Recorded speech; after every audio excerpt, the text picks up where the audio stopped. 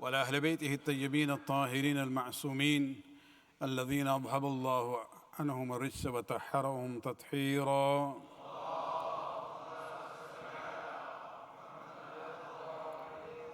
واللعنة الدائمة الباقية على أعدائهم ومنكر فضائلهم وغاصب حقوقهم من الآن إلى قيام يوم الدين. أما بعد، فقال الإمام عليه السلام: شيعتنا يفرحوننا بفرحنا ويحزنوننا بحزننا. صلوات.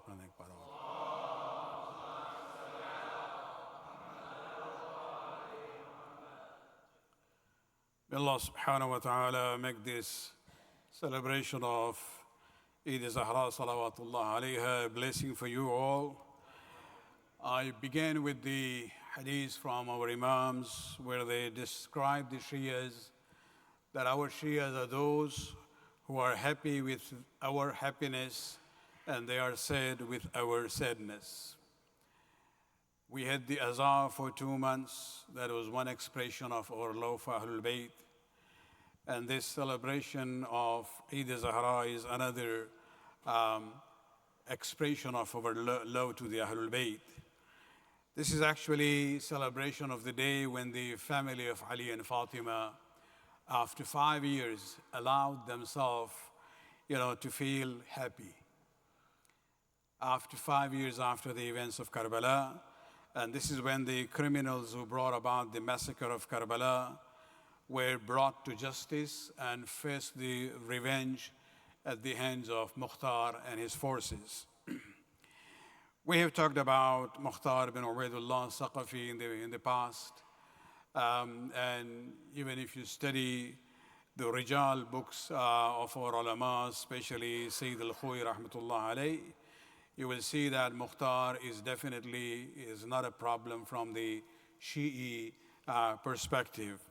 There are many accusations against him, but these are all because he was somebody, dealt with the enemies of the Ahlul Bayt. So they wanted to, tarnish his image. Unfortunately, sometimes, scholars who don't look at the complete, perspective, they ended up saying, oh, you should not be praising or talking about Mukhtar in a positive way. But this is done in the past. That's not the topic tonight.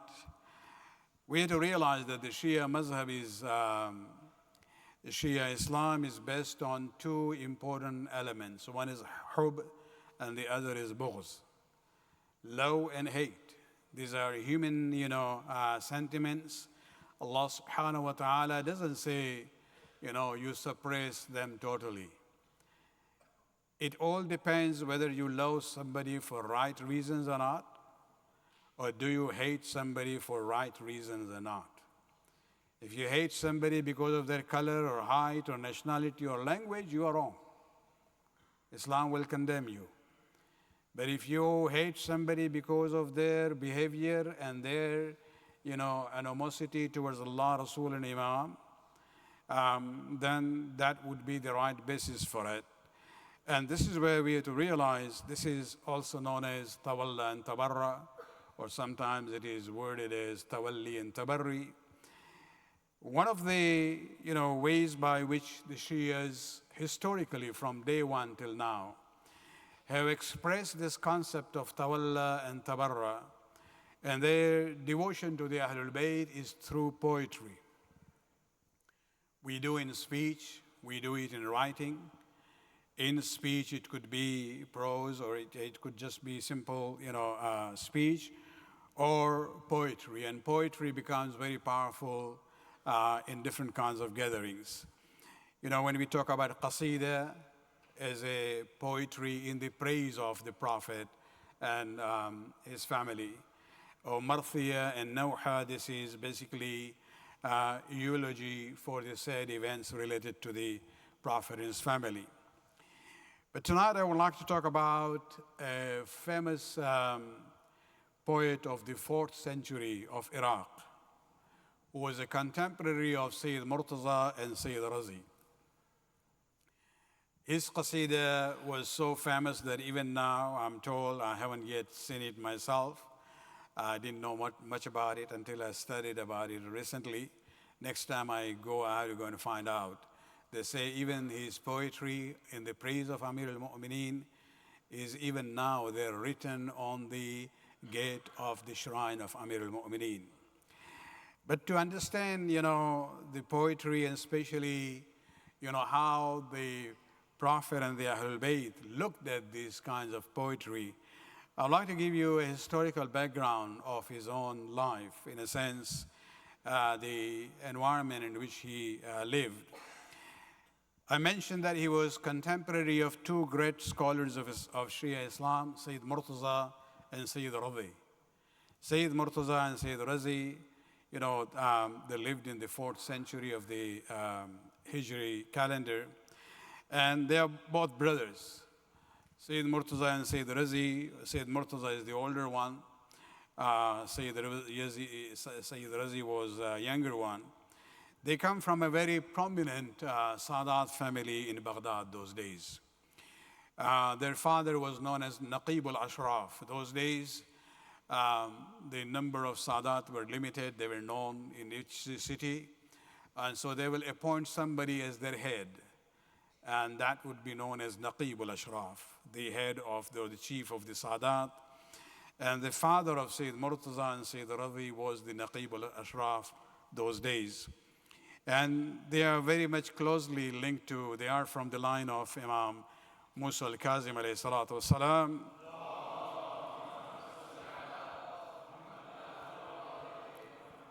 So they are Musawi Sadat, and the link between them and the 7th Imam is only 5 generations.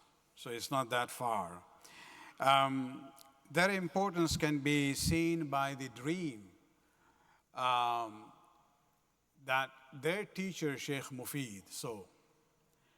Sheikh Mufid, again, he's at the same time. He was the teacher of Sayyid Murtaza and Sayyid Razi.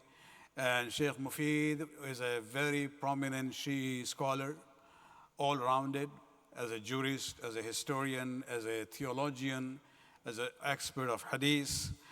And he says that one day I saw a very unusual dream. He says, I was sitting in the masjid where I used to teach, where I saw Bibi Fatima Zahra salawatullah alayha.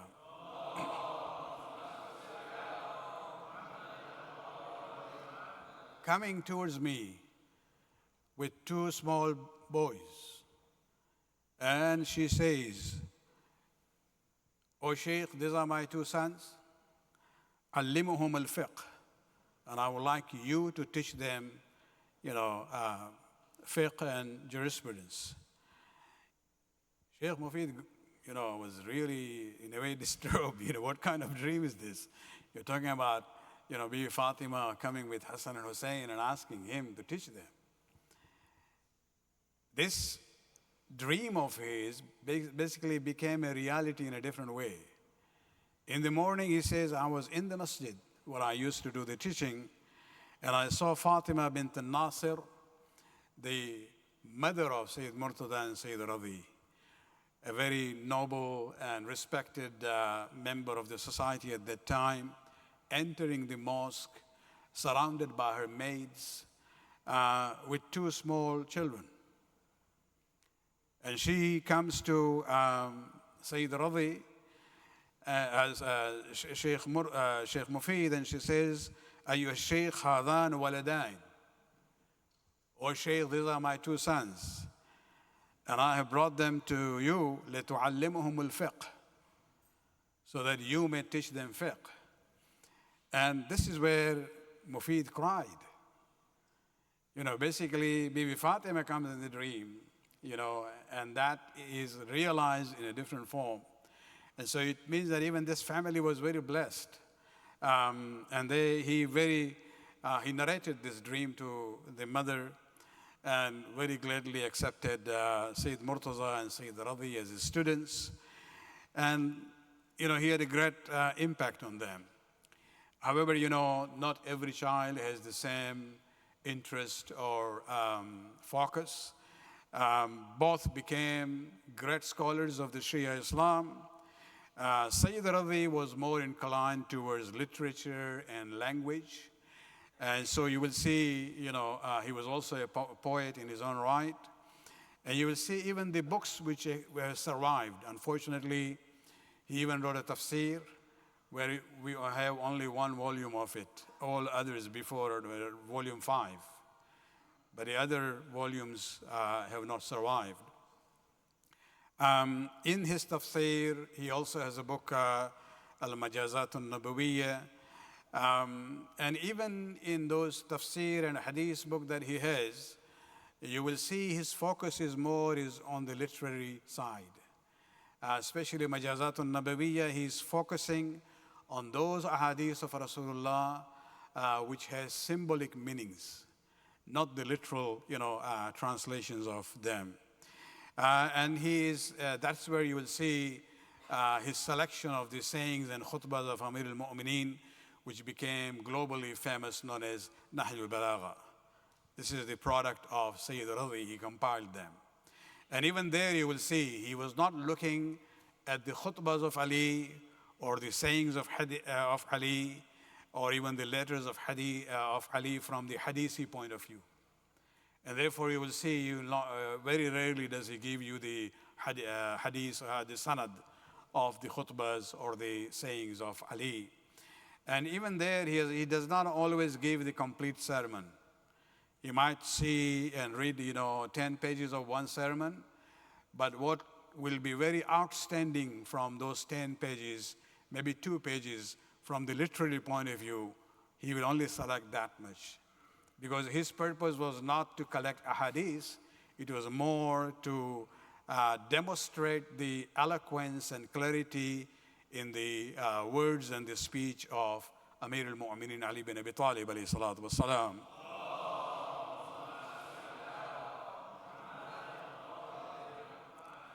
His older brother, Sayyid Murtaza, became a top theologian and a jurist in his own right.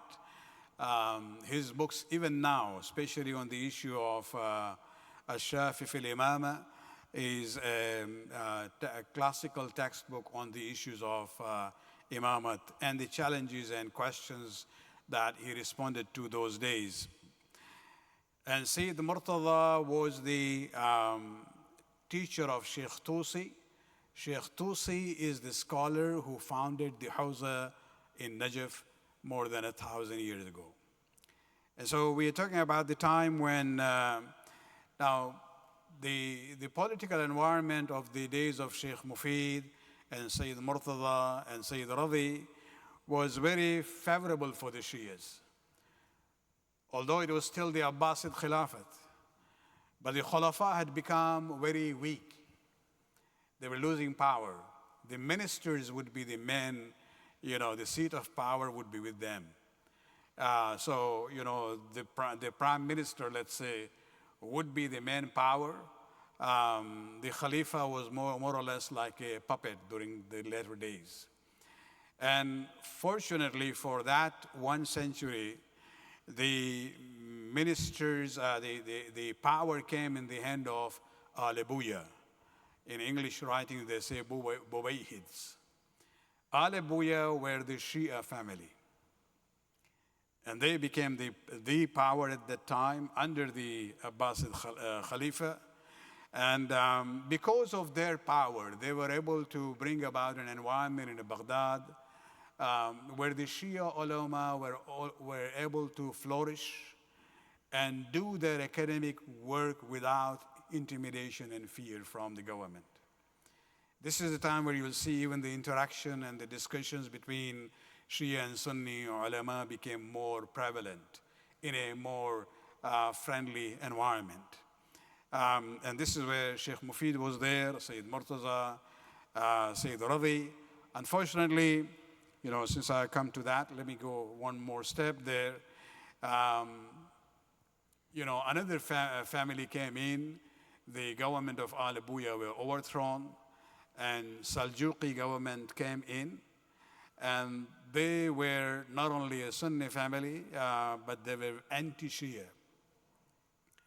During the time of Al-Buya in Baghdad, for the first time, you see in history that the celebration of Ghadir was done publicly. First time the Shias celebrated Eid Ghadir publicly was during the time of Ali Buya.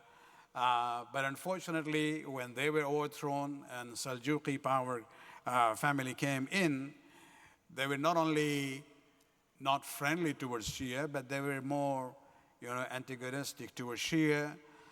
And they allowed Shia Sunni riots in Baghdad to the extent that the house of Sheikh Tusi was burnt.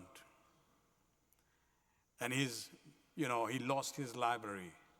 Those days, libraries doesn't mean, just you have multiple, copies. Mostly they were all handwritten copies. And Sheikh Tusi became, if I may use that modern term, very depressed and distressed with that he decided to leave Baghdad, went to Najaf, settled down there. But because of his prestige, his taqwa, and his knowledge, other ulama of the region started gravitating towards him, and that became the beginning of the Hawza of Najaf, just over 1,000 years ago. Salawat.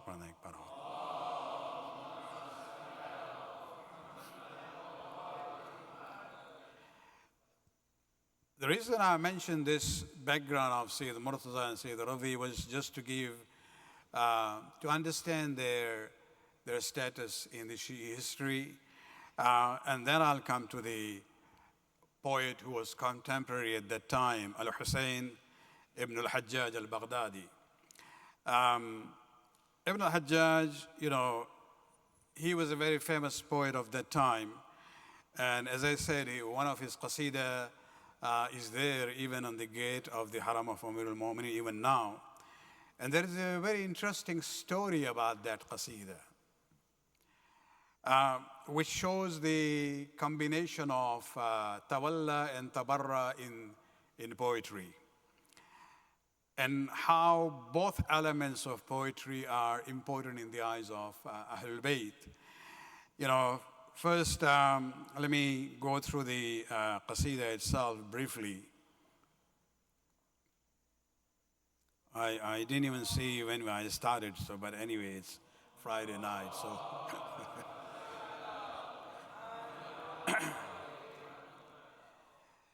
He begins the qasida by saying, Ya sahib al-qubbat al-bayda fi al-najaf, man zara qabraka wastashfa ladayka shufiya, O master of the white dome in Najaf. Now, this is actually at the time, let me give you the occasion of that qasida. The ruler of the Ali Buya family, Uzduddin bin Babawayh, he had come to Najaf, and especially he had built the surrounding wall around the shrine. He had patronized that, and he came into the haram as a virtual ruler of the time, kissed the gate, and then showed his respect. This is where Ibn al-Hajjaj stood up and presented his qasida to the minister there. And this is where, addressing Amir al-Mu'minin, it seems that those days the dome was white, not with the gold that we see now. Ya sahib al-qubbat al-bayda fi al-Najaf, or the master of the white dome in Najaf. Man zara qabraka wastashfa ladayki shufiya, whoever visits your grave and seeks shafa is cured. This is the qabr of Ali, the shrine of Ali, where you go and visit and you sincerely ask for help, for cure of your illness, you will get the cure. زوروا أبا الحسن الهادي لعلكم تحظون بالأجر والإقبال والذلف. Visit Abu al-Hasan the guide, so that you may acquire in the eyes of Allah rewards and advancement in this world and nearness in the ranks with the Ahlul Bayt. زوروا لمن تسمع النجوى لديه فمن يذره بالقبر ملهوفا لديه كفيا. Visit the one who listens to your whispers. Even if you go in the haram of Amir al-Mu'mineen, you don't have to shout. Even if you whisper to Amir al-Mu'mineen, the Sha'ir says, he listens to your whisper. And whoever visits by the grave in need, it will suffice him. إذا وصلت فحرم قبل تدخله ملبيا واسعى سعيا حوله وطفي. When you arrive, do takbir before you enter, and go around the shrine in tawaf, around the haram outside. حتى إذا طفت سبعا حول قبته تعمل الباب تلقى وجهه فقف. When you've done the 7 rounds around it, stop by the gate facing the grave. وقل, and then do the salam. وقل سلام من الله السلام على أهل السلام وأهل العلم والشرف. Then say, salam from Allah, the salam. One of the names of Allah is as-salam. Salams from Allah, salam to the one who is worthy of peace and knowledge and honor. Inni ataytuka ya mawlai min baladi. I will come to you, O my master, from my town. Mutamassikan min al-hubal al-haqqi bit-taraf. Holding on to the rope of truth from one end. You are the other end of it. راجٍ بأنك يا مولاي تشفع لي وتسقني من رحيق شاف اللهف. Hoping that you, O my master, will intercede for me. The shafa'at is there. Remember these concepts, and then we'll come to the story behind it. Hoping that you, O my master, will intercede for me and serve me with pure drink, a cure for my grief. لعنك العروة الوثقى فمن علقت بها يداه فلن يشقى ولم يخفي. And because you are the strong rope, Allah says in the Quran, ومن استمسك بالعروة الوثقى. You are the urwatul wusqa, the strong rope. Whoever holds on to it with his hands, he won't ever become miserable nor fearful. إن أسماءك الحسنى إذا طليت على مريض شفي من سقمه الدنف. Your beautiful names, O Ali, if they are recited on an ill person, he will be cured from his chronic disease. And this is not only, Ibn al-Hajjaj talking about the names of Ali. This reminds me of the story of Imam Rida alayhi salam. When he was asked, when he was living in Naishapur, and the large gathering of the people was there, especially the scholars of hadith, they asked him that at least let us hear one more hadith from you. And Imam started saying, I heard from my father, who heard from his father. He goes to Imams one after another till Rasulullah. And then he says, Rasulullah said, I heard from Jibreel. And Jibreel says, Allah subhanahu wa ta'ala says this. Where Allah says, Kalimatu la ilaha illallah hisni, that the kalima of Tawheed is my castle. Whoever enters into it will be, secure from my punishment. But then the Imam made a comment. He says, remember, walakin bishurutiha. Just la ilaha illallah is not sufficient. There are conditions to it. Wa ana min shurutiha. One of the conditions is me and my vilayat. Salawat.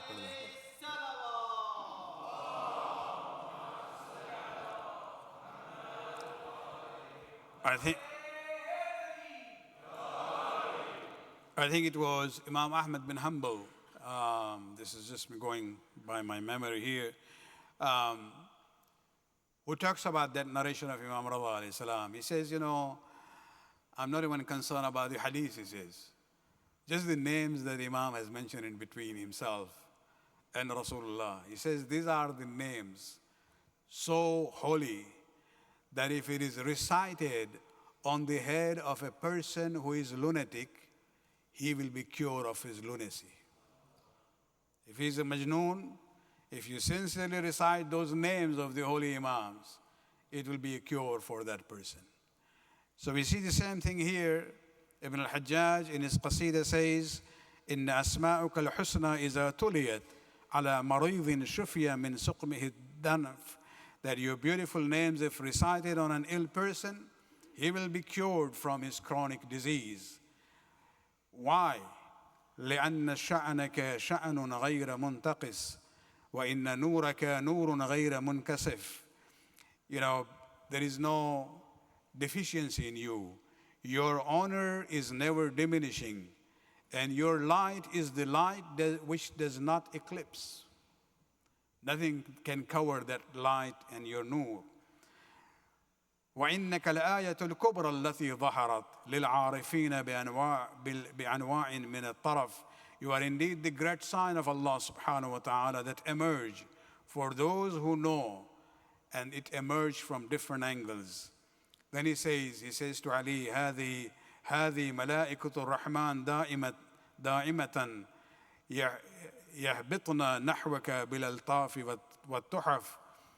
You know, the angels of the Ar-Rahman God, the beneficent God, constantly they descend towards you in your haram with blessings and gifts. And then he says, وَكَانَ النَّبِي إِذَا اسْتَكْفَاكَ مُعْضِلَةً مِنَ الْأُمُورِ وَقَدْ أُعِيدْ لَيْهِ كُفِيًا. He says, when the Prophet faced problems in various situations, you were the sufficient helper for him. He emphasized on the one kufiya, you were kafi. Remember in the issue of Khaybar? He sent one person, came back, second person came back, others came back, and then Rasulullah says, tomorrow I'll give the command to somebody who is rajulan ghayr farrar. But the most important thing, not only the Ferrari issue of running away, the issue was about somebody who loves Allah and Rasul and whom Allah and Rasul also love. And next day, everybody was, expecting that inshallah I will get it. But Rasulullah didn't even, announce anyone. He says, where is Ali? They said, no, he's not feeling well. He has an ailment in his eyes. Yet Rasulullah says, call him. And Rasul basically used his own saliva, put it on the eyes of Ali. This was instant shafa for Ali at that time. And then, so Rasulullah says that, this is a task which can only be done by him. Given the chances to others, they failed. And so this is what the Shair is saying, that whenever the Prophet faced different problems, he would seek your help because you were sufficient. Salawat.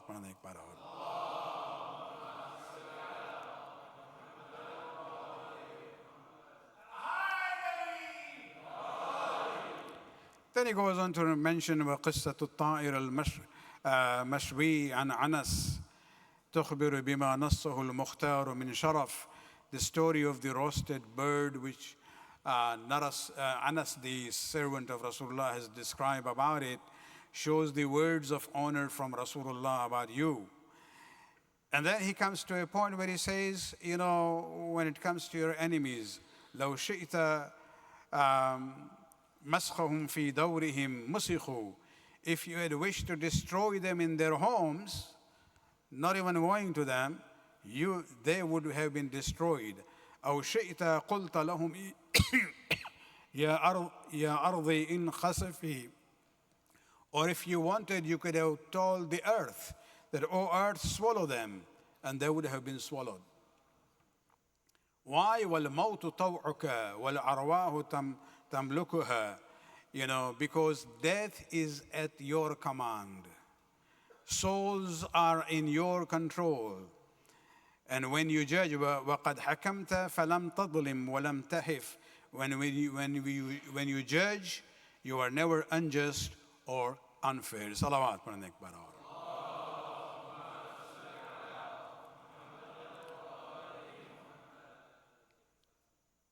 After that, he has about 4 other lines.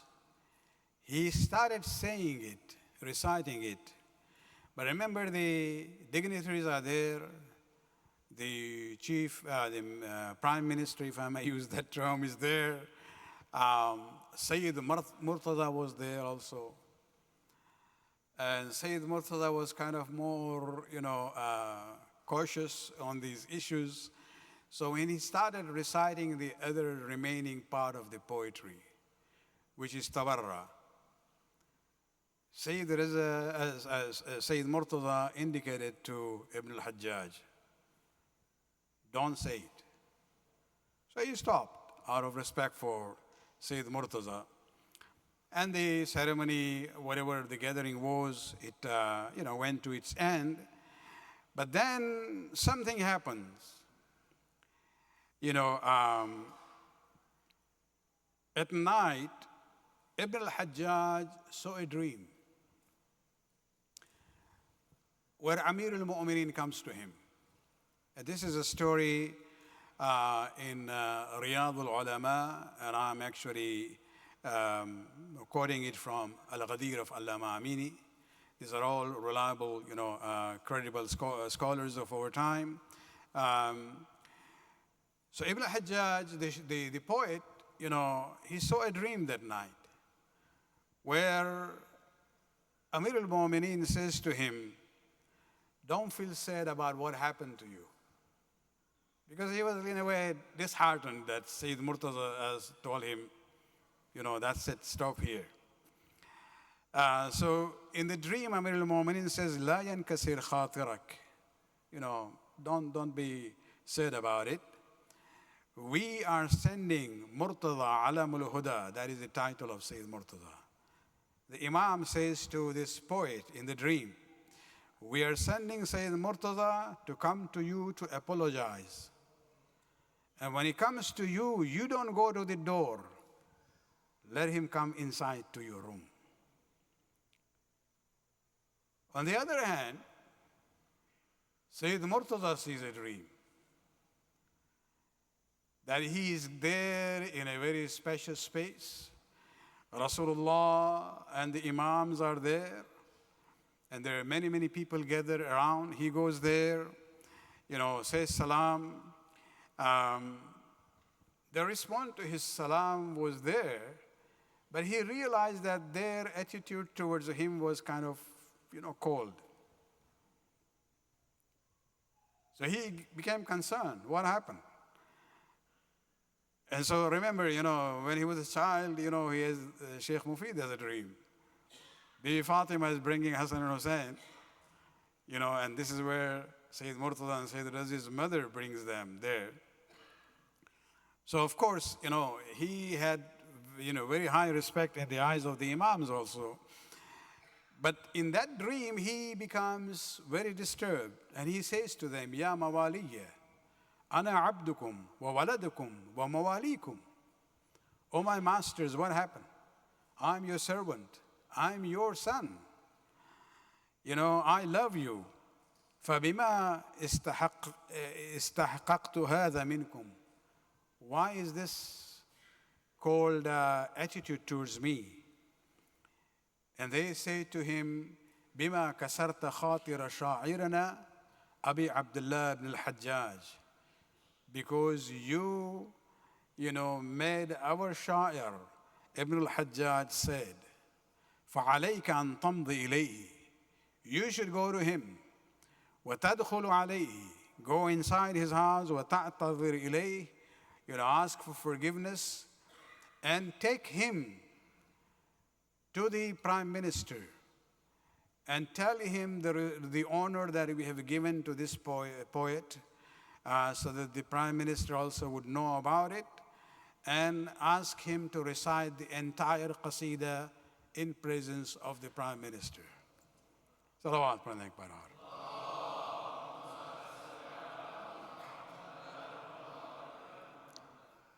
Sayyid Murtada is a very prominent alim, prominent personality in the society there, very influential in the political circles also those days.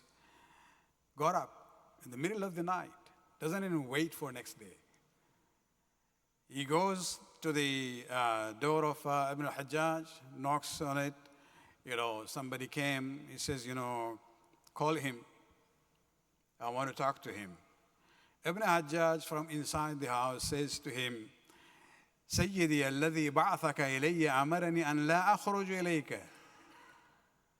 Oh, my master, respecting, saying to Sayyid Murtada, that the one who has sent you to me has also told me not to go to you. You come inside. And this is where, Sayyid Murtada goes inside, apologize, and then he arranged that, he will take him to the Prime Minister. And he mentioned the entire story of the dream that he saw and the dream that the poet saw.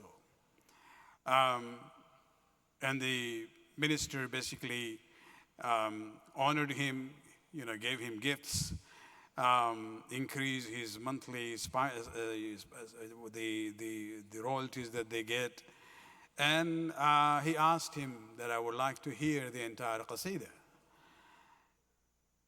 And so the last 4 lines, you want to hear that? Urdu में सुनना है अंग्रेजी में सुनना है सलावत पढ़ने के बाद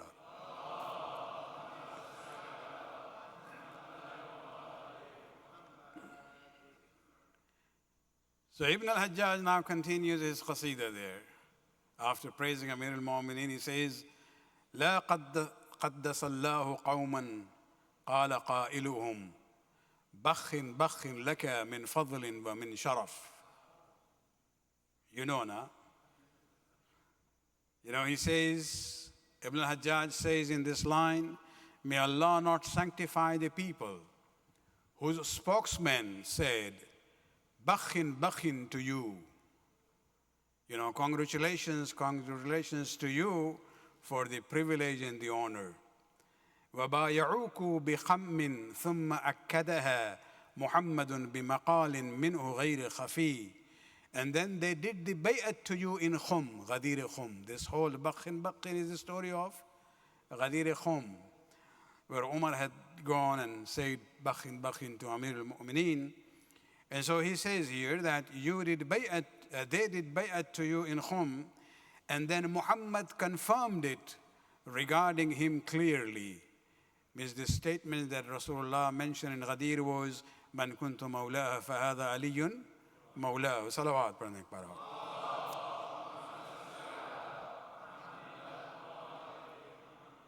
أخوك واطرحوه قول النبي ولم يمنعهم قوله هذا أخي خلفي. But they betrayed you, O Ali.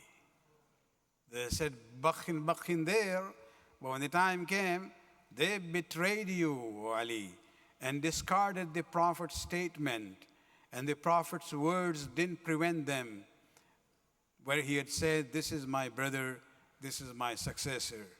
هذا وليكم بعدي فمن ألقت به يداه فلن يخشى ولم يخفي. Where the Prophet said that he is your master after me. Whoever holds him with his hand will never fear or be afraid. Salawat.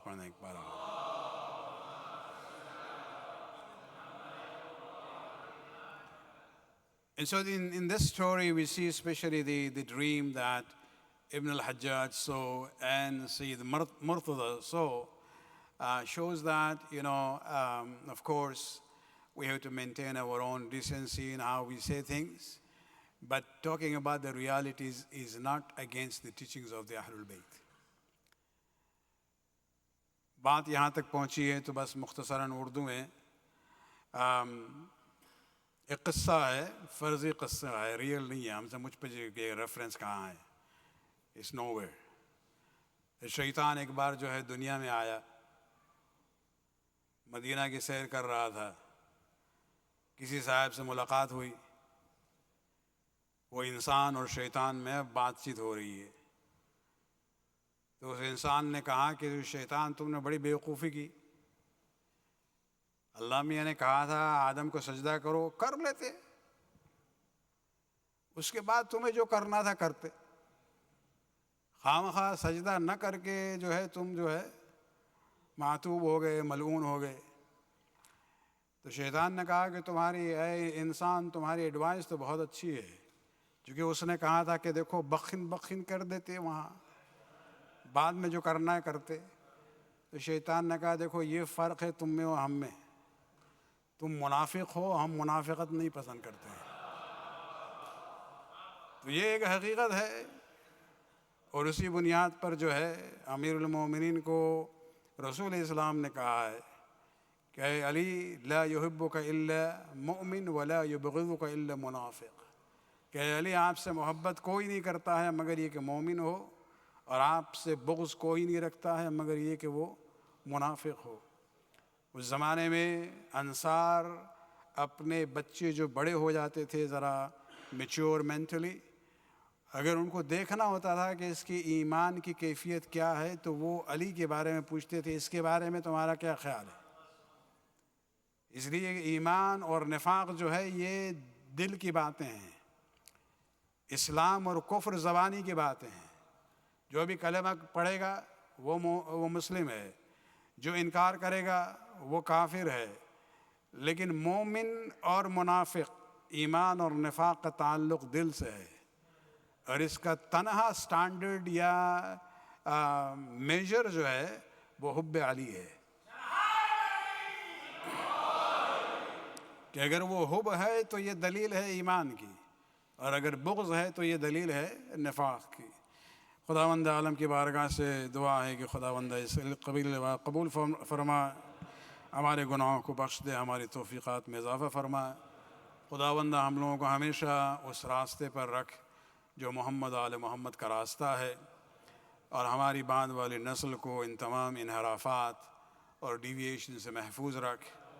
ہم میں وہ علمی صلاحیت پیدا کر کے ہم اپنی بات بھی کہہ سکیں، لیکن تہذیب اور اور اخلاق کے دائرے میں رہ کے بات کر سکیں. خداوند امام کے ظہور میں تعجل فرما. ربنا تقبل منا انک انت السمیع العلیم.